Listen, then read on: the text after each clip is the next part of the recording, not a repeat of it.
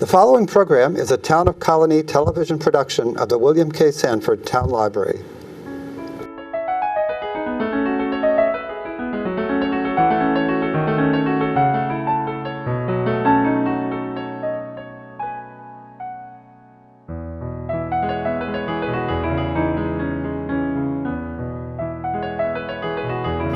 Welcome to Meet the Author. My name is Joe Nash. Today we're going to be talking to Chuck Oakes from Clifton Park.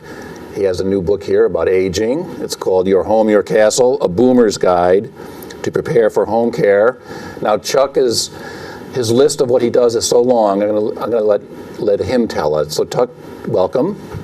It's nice to be here. And give us the capsule biography, and then how you ended up being involved with these seniors. Well, I'm a Long Islander from Nassau County, and early in my life, I moved to California at age 7, and it was out in California outside of LA for about 3 years. I learned feng shui, I learned music and Southwestern culture and music, Western ideas, and also folk music. Around age 10, moved to West Hartford, where I spent the majority of my maturation, if you will, and moved up here about 2 years ago. I got involved with the aging trend, the condition of aging. My parents, about 15 years ago, in West Hartford, I said to them, do you want to stay put, or do you want to go to a retirement home? Now, I had some introduction into aging through my grandparents, and having my grandmother move from Long Island to West Hartford, I was introduced to independent living and assisted living and these new designs of communal living. And so I worked with my parents closely to say, what are their desires? What are their needs? And so I worked with them to try to make their home senior friendly. And so I supported and served them as best I could as a child a half hour away. And you ended up with them for how many years? Well, I was married and then divorced and what have you, and but I was about a half hour away, so I wasn't living with them. Okay. I had moved out years earlier. But I basically was in the area proximity for about 10 years to support them as a caregiver. Okay, so they lived for 10 more years from this decision, yeah, more or less. Right. Okay.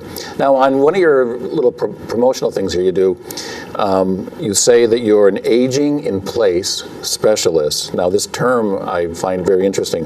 What's aging in place mean? Because it's in your book. And right. My first text is I put out roughly 10, 11 years ago, Making Your Home Senior Friendly. And I was looking around for some credentials, and I said, gee, I've got to get some letters after my name and so forth and so on. And I found that the aging in place descriptive is actually a accepted credentialing in the healthcare field. In the healthcare, yeah, okay. Aging in place. Okay. And as a matter of fact, I studied and was certified as an aging in place specialist. Okay. That's a program that's given by the Home Builders Association, and AARP got involved with it and whatnot. So, but you can be a certified aging in place specialist, CAPS. Okay. So if people are looking for any assistance in your area, always see if they have a CAPS certification, CAPS. Okay. So what have you found as the trends that were going on, and this is one of your fields of work, do older people want to stay at home in place, I guess? Stay put, yeah. In their own home as well. Right. According to AARP's survey, about 10 years ago, 86% roughly 86% of families prefer to age in place or in their own homes. Okay, and then, so your book here is sort of what would you call it, a how-to? You have different chapters on, and I should mention you have another book here, what you just mentioned, Making Your Home Senior Friendly. But this book has all kinds of advice, I guess you could say. Tips and tidbits. And now you call it a boomer's guide. I guess you're a baby boomer, right? Yeah. So, okay. So why don't we, let me just ask you a little bit about some of the things in your book. One thing I found very interesting, one chapter in here, you have a chapter called the sensory supported house. Tell me about that. I found that very interesting. Yeah, I think that's really my passion, if you will.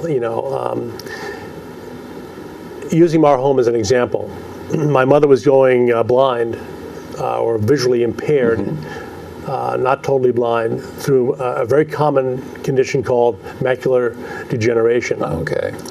And where the center of the eye gets dark, and you'll see people going like this because they see periphery out of the peripheral view. So the bottom line is, Mom was very, very visual. She was a hooker of rugs.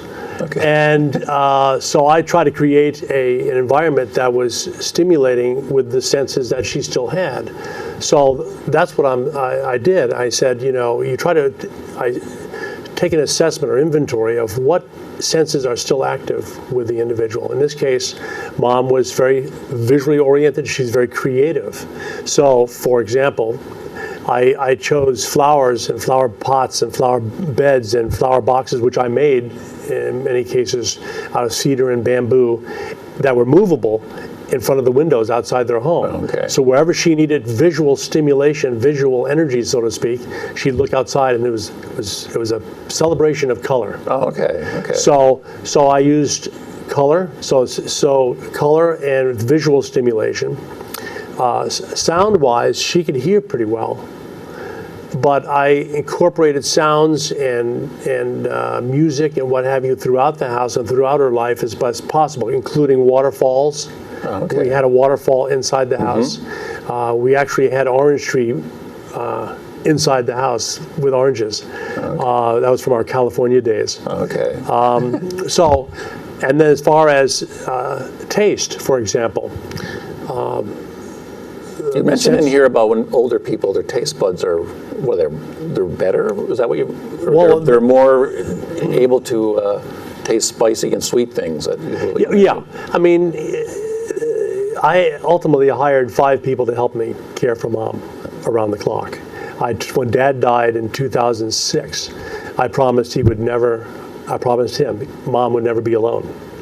Meaning 24/7. Yeah. Yeah. Okay. So she chose to live at home, and we were able to recruit 5 aides, CNAs, certified nursing assistants, which is another certification, to care for her. Anyway, I got a call one time, and they said, "Your mom's not eating."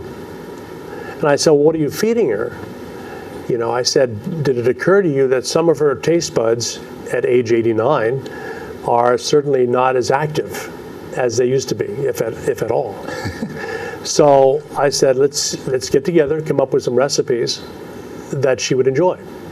So, for example, we would add no salts and no MSG, spices to chicken, tuna, things like that are normally bland, so that she can taste them. Oh, okay. So I guess what I'm saying, to answer your question about the sensory support, you look at the individual, see what their likes are, their preferences are, and their abilities, and then you create an environment that's supportive of that. Okay, and then you also have a chapter in here, speaking of food, called Creative Cuisine for Caregivers. Tell me a little bit about that chapter. Yeah. Well, it's common knowledge that as we age, our appetites change, our taste buds change, and our preferences and things change over the years. So it's often common that our appetites are not what they used to be, through medication, lack of exercise, okay, and a lack of taste and the enjoyment of food. So it's a real challenge for caregivers to provide the nutrition and the sustenance for those they serve, and make it enjoyable. So one of the solutions that a lot of folks do, a lot of caregivers and healthcare advocates and professionals, they use what they call the term grazing. 5 small meals a day Instead of the 3. instead of 3 major ones. Okay. And if you do have a heavier meal, it would be toward the noontime, so it doesn't interfere with sleep, so forth. But anyway, the grazing idea, smaller meals more often are easier to digest and is often recommended. So here's a little story. I said to them, well, when the aide would call me and say, well, she's not eating, I said, here, try this. I said, get some supplement, whether it be Ensure or Boost or other similar liquid supplement, liquid shake, if you will. And I said to the aide, I said, would you drink this straight? And they said, no way. I said, without your rum or whatever else you would put in it, I said, no, not in your life. I said, okay, don't expect her to, just because she's 89, she has preferences and tastes and so forth and so on. So, Mom liked chocolate brownies, who doesn't, or whatever, and we would put in a little bit of mint in it. In the Ensure or whatever. In the brownies or whatever. Oh, okay. That's mint and chocolate is like cinnamon and apple pie and all that sort. It goes together, So anyway, that was her favorite. So I suggested to the aide, our staff member, in the chocolate Boost or Ensure or whatever the equivalent is, add mint chip ice cream. Okay. And put it in a little milkshake. Don't make a big deal out of it. Just give her a little glass. Just let them think it's just the regular. Just and watch her suck that bad boy down. And as a matter of fact, kicking it up a notch again, we would also do fruit smoothies. Fruit smoothies, often in the morning at 10 o'clock. Because our staff was largely Jamaican, and we coming from California for 3 years anyway, we learned to appreciate the island culture, Polynesia, whatever, in Asian and whatnot. So I kept the staff supplied with mangoes, papayas, and guavas. So they did fruit smoothies at 10 o'clock at the Oaks, and then at 2 o'clock in the afternoon or 3 o'clock they had the Boost shakes. Okay. So that's how we sort of attempted to. Okay. Now, speaking of, you hired 5 aides, you said. One thing I found very interesting in the book, and it's one of those things you don't think of until you read it and you go, why? You have, you talk about having the aides, telling the aides about the patient. That doesn't, I mean, it seems like you would do that, but it struck me as, do people do that? Tell me about that little section there, about telling the aides about what your parents, what they used to work, what they like, and all that stuff. Yeah. Many families find it extremely difficult to accept help. Either the families themselves, the children, or whatever, or most common, the individuals themselves. I hear it all the time. I don't want any help here in our house. The seniors or the parents would say, I don't want any help here. No one goes in our family. No one but our family will come into the house. Okay. So there's a real reluctance, and that transition has got to be addressed, usually by a third party, a doctor or advocate, to accept help. And that's a whole other challenge for the caregivers, the family, to vet and to protect your family against unscrupulous and service providers. But one of the things to I wouldn't say grease the skids or to make the transition easier to accept help is so that when a professional caregiver, as in a certified nursing assistant, CNA, and by the way, there are different levels of professional care that you can contract. The CNA is trained and legally able to provide hands-on care and give pills and whatever. So there's various levels of caregiving. Correct. Yeah. And each state may be a little bit different, so I suggest that obviously that you look into this when you, as a caregiver, to make sure that you're adhering to the local, the protocol of the state. But for example, in Connecticut, only a certified nurse, an RN, can give pills, medication. Oh, okay, I see. In the pill boxes. Yeah. Okay. the certified nursing assistant could serve the pills, but they couldn't Oh, I see. fill the pill box or that type of thing. Those are that type of details. You gotta be careful. And by the way, so anyway, to get back to your question about the transition, I put together a 10-page overview of my family. Oh, okay. Not our history necessarily, but anything that I could provide to the professional aide coming in is to my mother's benefit. In other words, the more they know about my mother's preferences, and I'm not saying visa numbers or wealth or anything like confidential. I'm simply saying her life, her values, her passions. What does she like? What's her favorite color? Her ice cream. Anything that could make the transition and the introduction of outside servers more effective is in everybody's best interest. And did you find that worked pretty well? Oh, absolutely. Yeah. Okay. Yeah. As a matter of fact, there's a condition called sundowning. Oh, okay. Yes, I've heard of that. And sundowning is basically a condition where if a senior has a blood loss as an operation, in the hospital for a period of several days, unfamiliar situation, loss of blood, operation, they frequently experience an unquieting, unsettling agitation around sundown. Right. Hence the term sundowning. They don't know exactly what it is, but it's a disruption of the norm, and it's common. It's called the Sundowning Syndrome. Is it even common for people that are still living in their own home? Not as common. Okay, because they're in unfamiliar. Right. Yeah. So of course, I came up with a 10-step program. For the nurses, I said, because the solution to sundowning is usually heavy medication, which had side effects equivalent to basically sucking out brain cells. I mean, that's what I was told. Yeah. It's like they give them the needle, and it's like the side effect is fairly, severe, whatever. Unfortunate. Now they do the last time I knew, they do a pill or a tablet that you waver. The bottom line is, I bring in all these sensory enhancements, sights, sounds, pictures, whatever, in her to make her room familiar to her. So when she experiences agitation at sundown, the nurses can redirect her energy toward positive things and familiar. Tell me about this picture here. How about your video here? How about the white noise in the corner? I had a white noise machine that is known to soothe. It helps soothe and. Okay. And one of the big parts of your book, a couple other things we'll talk about, the importance, you call it the team and the plan, the importance of that.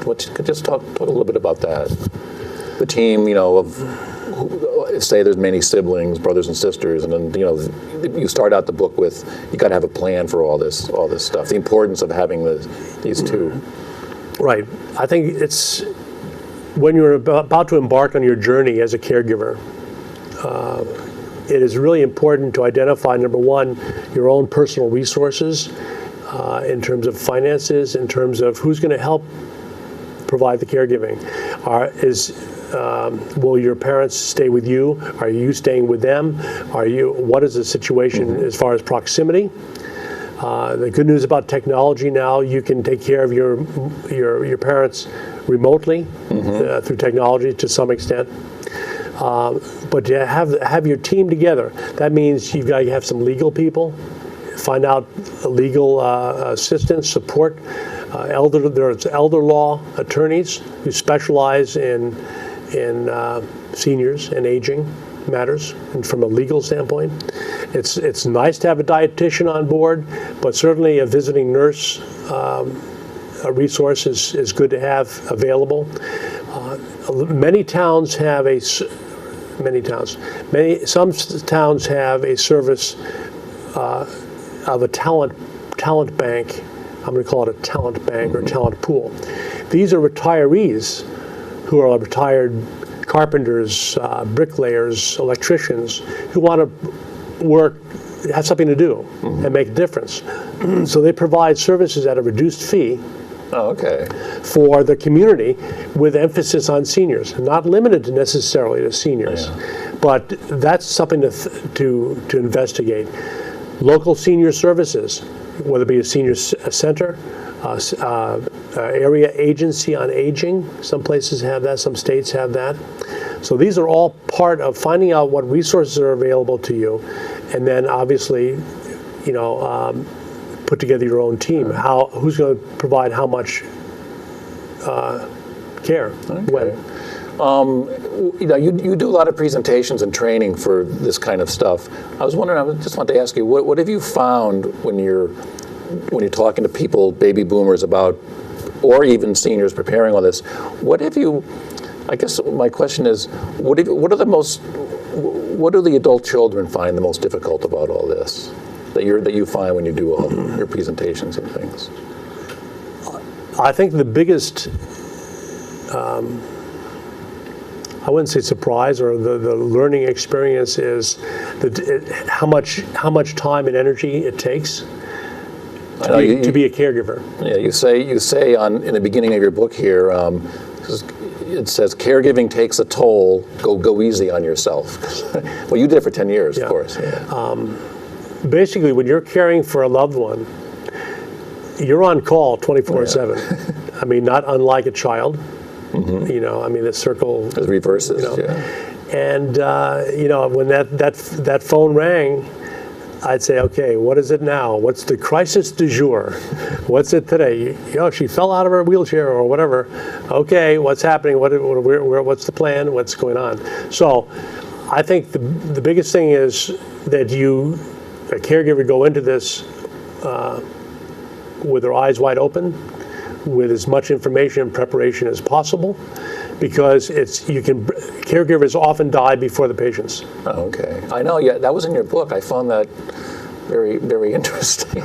I don't know the exact numbers, but I think one of the senators told me that too. And what in your work, what have you found is the most difficult thing for the person being cared for what's their biggest, I don't want to say difficulty, but what's the big thing with the senior that's going to be sort of being taken care of, I guess, for them? What do they find the most difficult? Just accepting it? Or Yeah, I think this is where grief and loss comes in, because people think of grieving and loss as being associated with a job or a spouse. But I think when you're, in my experience, with caregiving and aging and whatnot, and even people who are displaced, who will lose their jobs, the loss of self-esteem is profound. When they feel they're no longer valuable or valued, they don't contribute to society, no one wants them or needs them. Well, you say in your book, I'm big on preserving dignity. That's what you wrote in the book. So. So somewhere along the line, you have to preserve your self-esteem and be proud of who you are in a positive sense, and remember the good things that you accomplished in your life, and be dignified and hold yourself up straight as possible if you can. And okay. So it's basically a lack of, I think, self-esteem and the dignity. One thing, you took care of your parents for 10 years. One thing I found very interesting near the end of your book here, again, Your Home, Your Castle, A Boomer's Guide to Prepare for Home Care. After your parents died, you actually had what you call aid reunions. Tell me about that. That was very sort of the touching part of the book there. I think that's, the selection of staff or supporters, your team, whether it be volunteer, family, or in this case, we hired 5 people. And I selected them based upon their passion and their heart and their training and their ability to do what we needed to do. So they became, let's face it, for many families, your loved ones spend more time with the caregiver, the nurse, or the CNA or the service provider than they do with family. Because if your parents, most adult children don't live with their parents. So my point is, the staff that we selected became like family. Yeah. And did some of them, what was the longest one of them was an aide? Probably about 5 years. Okay. And I was told by the state that the average turnover is about 4 months. Oh, really? I said, no, not if we do this right. Yeah. So, for example, when I worked out the schedules, and everybody was, again, it was like a tag team. 6 hours on, the next person came on. So there were 6-hour shifts. You didn't want to have them burn out, or? Precisely. Yeah. Because, and then they would say, I'm doing a double shift. I said, convince me it's necessary, because I don't want you to burn out, because let's face it, if they burn out, what's the care they're going to give to your loved one? That's going to be compromised. So these reunions. So let me back up briefly. So these caregivers, if you do it right, you acknowledge their birthdays, you give them certificates of excellence, anything you can, cards of way to go, attaboy, So they do feel part of the family. So they feel appreciated, valued. You work with the staff to make sure they're happy, because if they're happy, chances are, not always, you'll get better care. Okay. So after my parents both died, I had reunions and I would cook for the staff, and they'd like my salmon or my teriyaki or whatever, and they'd bring their Jamaican rum or whatever, and their jerk chicken. So we kept the energy going as long as we possibly could. Then we ultimately sold the house. And then Okay, all right. Well, the book is filled with all kinds of information and everything. Now, when you do your presentations, I should mention one of your, I don't know if I can remember now if you said this at the beginning. You are a musician. You play songs. You used to play with the Kingston opening act for the Kingston Trio. So, in your presentations, you sometimes end with a little song. So why don't we just do a little song now? If you want to okay. just tell me what it is and when you would usually play this song. This is a song that, and I've got to tell you briefly. This is a song done by David Roth. Okay. David Roth performed last week actually in Proctor's. In Schenectady, and he's a wonderful singer-songwriter, and actually the Kingston Trio are doing one of his songs now. Music is our staff all contributed specialties, talents, whatever. My contribution with my parents when I visited, when I was every other day or something like that, it was to sing. I would like to sing for my mother, and so music is extremely important. I was, as a matter of fact, if I may tell a brief story about the power of music. When I left Connecticut, shortly before I left, I was commissioned as a Stephen minister, which is a specialty in loss and grief counseling, and so that's an ecumenical worldwide thing. And I was called one day to sing for an Alzheimer's patient. And this gentleman was living at home with his wife. The wife was the primary caregiver. She was pretty burnt out. He was a senior, didn't talk. So the church said, go over and sing a few songs for him. So I went over and thinking 2 songs. 40 minutes later, I didn't think it was going to be a performance. It was just, but they wouldn't let me go. Because in about 5 minutes, he was singing along with me. And he hadn't No, he doesn't talk. Really? So he was singing. And he knew the songs you were doing? Oh, yeah. Oh, okay. He was just, Oh, wow. So the power, and that's, by the way, studies have shown, and even in Parkinson's, that the tremors often stop when they channel it into a song. Oh, okay. This is so music therapy. Anyway, but the culminating, really the high point of that experience for me was I sang a song that was my mother's favorite song, True Love by Bing Crosby.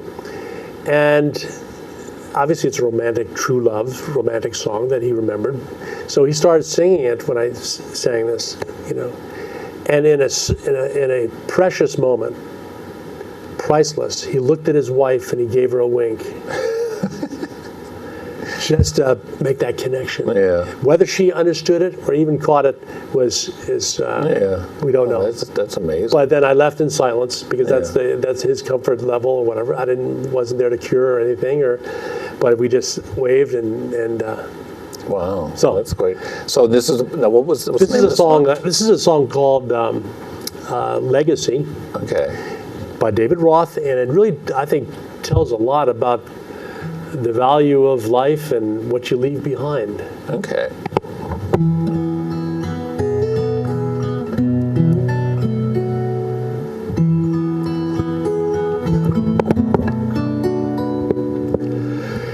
An aging man, a younger one, and a woman in her prime, connected by their circumstance of birth. A father, son, and daughter, somehow all obsessed to find the mark that each will leave upon this earth. Alone in his apartment, in his favorite easy chair, the aging man endures his failing health.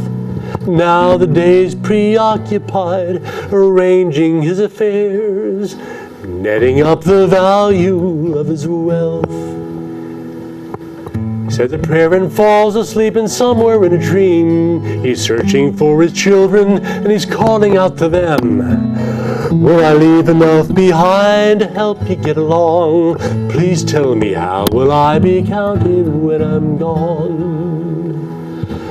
It won't be by your worldly goods, it won't be by your gains, not among possessions you bequeath, but wisdom, grace, and kindness, and the power of your love will be the measure of the legacy you leave.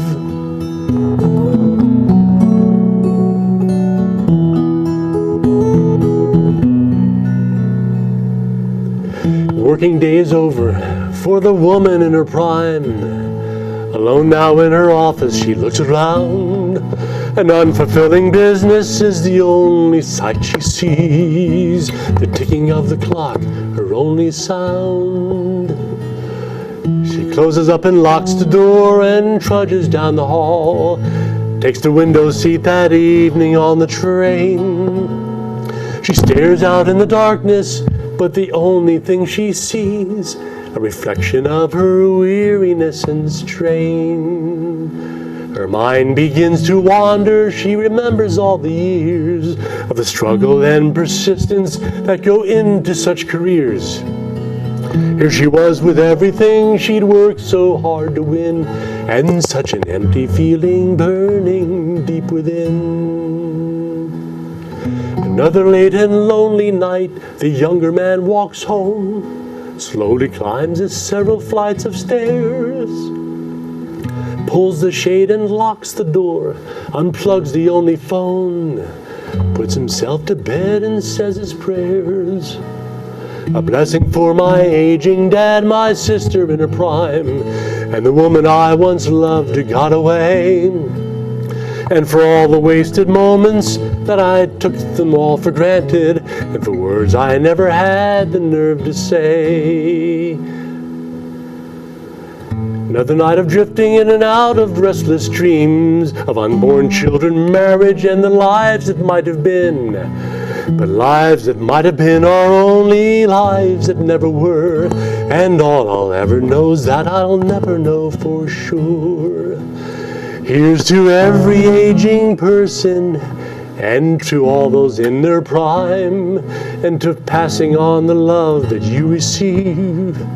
For wisdom, grace, and kindness, and the power of your love will be the measure of the legacy you leave. The power of your love will be the measure of the legacy you leave. Well, I'll just give a little applause there. Thank you. I should say in the book, the words to that song are in the book, and I was reading the words. I was wondering, so now I'm glad I hear how it sounds. So thank you. Sure, my pleasure. And was that by David Roth? David Roth, Okay. yeah. Well, Chuck, thank you so much for coming over. There's a lot of information about Chuck on chuckoaks.com, correct? Right. Okay. And then the book, Your Home, Your Castle, A Boomer's Guide to Prepare for Home Care. I'll mention the other one, Making Your Home Senior Friendly. Both books you can get on Amazon. We have copies in our library too if you want to just check them out. So thank you, Chuck, for coming. My pleasure. And we will see you next time on Meet the Author.